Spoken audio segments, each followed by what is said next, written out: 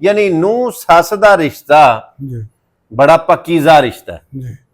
मतलब सस ऐसा एक लफज है कि इनू भावें सीधियां कर लो भावें पुठियां कर लो, सस सस ही रहिंदी।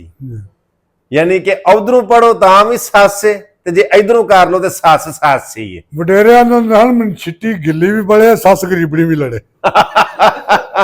अच्छा बात नहीं है भी मैं ਜਦੋਂ ਨੂੰਹ ਬਣ ਕੇ ਆਈ ਉਦੋਂ ਮੈਨੂੰ ਸੱਸ ਨਾ ਚੰਗੀ ਲੱਭੀ, ਜਦੋਂ ਮੈਂ ਸੱਸ ਬਣੀ ਉਦੋਂ ਮੈਨੂੰ ਨੂੰਹ ਨਾ ਚੰਗੀ ਲੱਭੀ। ਇਹਦੇ ਤੇ ਕੀ ਲਿਖਿਆ ਜੀ?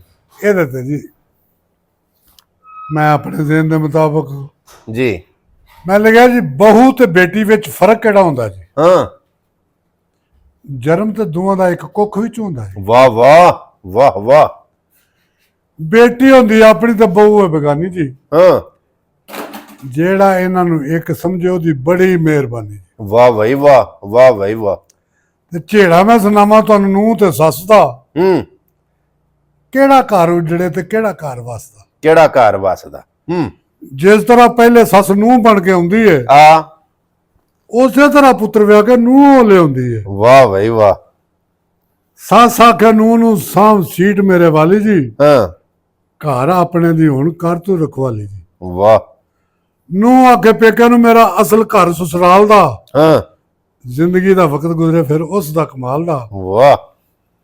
ਸੱਸ ਨੂੰ ਉਹ ਮਾਂ ਸਮਝੇ ਨਾ ਨਾਨਾ ਨੂੰ ਉਹ ਭੈਣਾ ਜੀ, ਜ਼ਿੰਦਗੀ ਉਹਦੀ ਉੱਥੇ ਗੁਜ਼ਰੇ ਸਦਾ ਉੱਥੇ ਰਹਿਣਾ ਜੀ। ਜੀ ਜੀ ਜੀ ਜੀ। ਨਾਨਾ ਵੀ ਭੈਣ ਨੂੰ ਭੈਣ ਸਮਝਣ ਨਾ ਸਮਝਣ ਭਰਜਾਈ ਜੀ, ਹੁੰਦੀ ਨਹੀਂ ਉਸ ਘਰ ਵਿੱਚ ਕਦੇ ਵੀ ਲੜਾਈ ਜੀ। ਵਾਹ ਭਾਈ ਵਾਹ।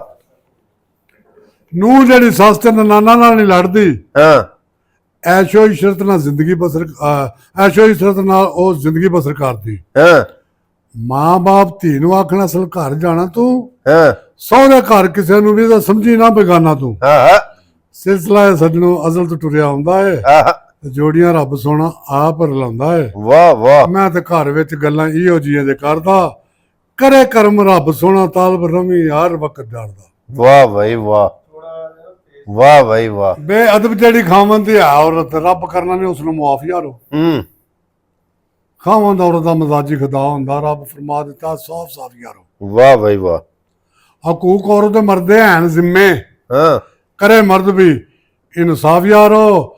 ਤਾਲਬ ਕੁੱਤਾ ਵੀ ਜੰਨਤ ਵੇਖੀ ਟੁਰ ਗਿਆ ਸੀ, ਸੰਗ ਕਰਕੇ ਸੁਹਾਬੇ ਕਾਫ ਯਾਰੋ। ਵਾਹ ਵਾਹ ਵਾਹ ਭਾਈ ਵਾਹ, ਵਾਹ ਭਾਈ ਵਾਹ। ਤੇ ਜ਼ਿੰਦਗੀ ਉਸ ਮਰਦ ਦੀ ਖੁਸ਼ਹਾਲ ਗੁਜ਼ਰੇ ਔਰਤ ਜਿੱਦ ਕਰੇ ਤਾਬਿਆਦਾਰੀਆਂ ਜੀ। ਔਰਤ ਮਰਦ ਹੋਵੇ ਗੱਡੀ ਦਾ ਹੈਣ ਪਈ ਹੈ, ਵਾਹ, ਕਰੇ ਮਰਦ ਵੀ ਵਫਾਦਾਰੀਆਂ ਜੀ। ਜਿਹੜੇ ਮੀਆਂ ਬੀਵੀ ਆਪਣੇ ਘਰ ਖੁਸ਼ ਹੋਵਣ, ਉੱਥੇ ਆਉਂਦੀਆਂ ਨਹੀਂ ਕਦੇ ਬਿਮਾਰੀਆਂ ਜੀ। ਤਾਲਬ ਦੁਨੀਆ ਚੰਦ ਦਿੰਦਾ ਹੈ ਮੇਲਾ, ਔਰਤ ਸਭ ਨੇ ਕਰਨੀਆਂ ਤਿਆਰੀਆਂ।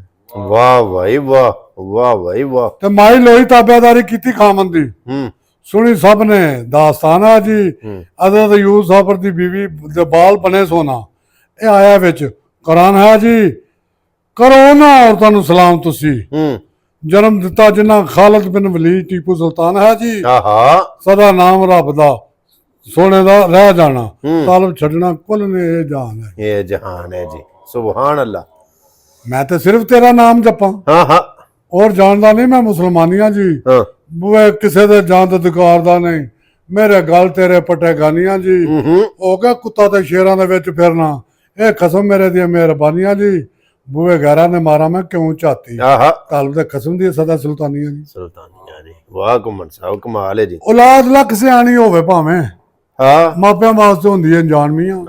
ਮਾਪੇ ਆਖਦੇ ਰਾਏ ਰਾਏ ਜਾਓ ਬੱਚਿਓ, ਕਰਨਾ ਕਿਸੇ ਦਾ ਨਹੀਂ ਨੁਕਸਾਨ ਮੀਆਂ। ਮਾਂ ਪਿਓ ਮਰੇ ਤਾਂ ਪਤਾ ਲੱਗਦਾ ਹੈ, ਹੋ ਜਾਂਦਾ ਬੱਚਿਆਂ ਦਾ ਸ਼ੁਰੂ ਇਮਤਿਹਾਨ ਮੀਆਂ। ਤਾਲਬ ਕਰੇ ਨਸੀਹਤਾਂ ਪਿਆ ਬੱਚਿਆਂ ਨੂੰ, ਖੁੱਲਾ ਰੱਖਿਆ ਜੇ ਤੁਸੀਂ ਦਸਤਰਖਾਨ ਮੀਆਂ। ਵਾਹ ਭਾਈ ਵਾਹ, ਵਾਹ ਭਾਈ ਵਾਹ। ਤੇ ਮਾਂ ਬਾਪ ਹੁੰਦੇ ਨੇ ਖਾਨਾ ਕਾਬਾ, ਖਿਦਮਤ ਇਹਨਾਂ ਦੀ ਕਰਨਾ ਹੈ ਫਰਜ਼ ਯਾਰੋ। ਧੀ ਭੈਣ ਦਾ ਰਿਸ਼ਤਾ ਨੌਖੜਾ ਹੈ, ਹੁੰਦਾ ਇਹ ਵੀ ਸਿਰ ਤੇ ਕਰਜ਼ ਯਾਰੋ। ਉਹਦੀ ਬੀਵੀ ਵੀ ਜ਼ਿੰਦਗੀ ਦਾ ਸਾਥੀ, ਲੱਗ ਜਾਂਦੀ ਹੈ ਡਾਢੀ ਮਰਜ਼ ਯਾਰੋ।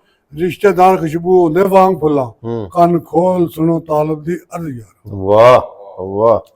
ਤੇ ਪੁੰਨ ਦਾਨ ਕਰਕੇ ਕਰ ਧੀਆਂ ਵਿਦਿਆ, ਕਰੋ ਆਪਣਾ ਫਰਜ਼ ਅਦਾ ਵੀ ਆ। ਇਹ ਨਬੀ ਪਾਕ ਦੀ ਸੁਨਨਤ ਹੈ ਜੇ, ਜਿਹੜੇ ਰੱਬ ਨਾਲੋਂ ਨਹੀਂ ਜੁਦਾ ਵੀ ਆ। ਲਿਖਿਆ ਕਿਸਮਤ ਦਾ ਪਿਆ ਮਿਲਦਾ ਹੈ, ਮਨੋ ਸਦਾ ਤੁਸੀਂ ਰੱਬ ਦੀ ਰਜ਼ਾ ਵੀ ਆ। ਸਦਕਾ ਪਾਕਾਂ ਦਾ ਰੱਬ ਸੋਹਣਾ ਮਾਫ ਕਰਦੇ, ਇਹ ਤਾਲਬ ਦੀ ਇਲਤਜਾਮ ਵਾਹ ਕੁਮਨ ਸਾਹਿਬ, ਵਾਹ ਵਾਹ।